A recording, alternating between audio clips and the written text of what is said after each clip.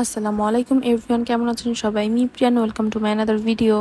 আমার জান বাচ্চাটা সলিড খাবার শুরু করার আগে আমি নিজে থেকে একটু রিসার্চ করে দেখি যে কী ধরনের খাবার পাত্রে তাদের খাবার দেওয়া উচিত।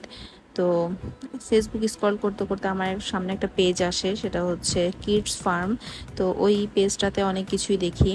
তো মেন ইম্পর্টেন্ট যেটা একটা মাম পট, দেন একটা প্লেট, চামচ, বাটি, এগুলোই তো দরকার হয়। তো তাদের পেজে আমি এই মামপটটা পাই। এই মামপটটা আমার খুবই পছন্দ হয়। এটা ফিল্টার সিস্টেম, আর ঢাকনাটা সুন্দরভাবে হাত দিয়ে মানে অফ করা যায়, অন করা যায় এরকম।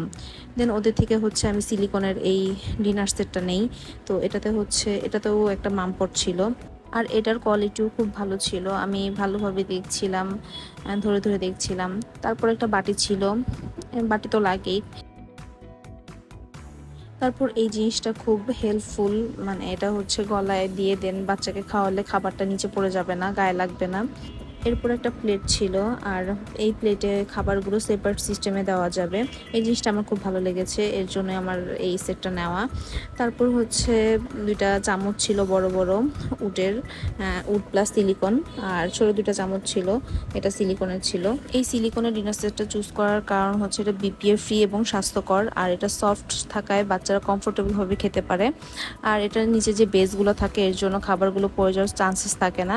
এর জন্যই আমি এই জিনিসটা চুজ করি।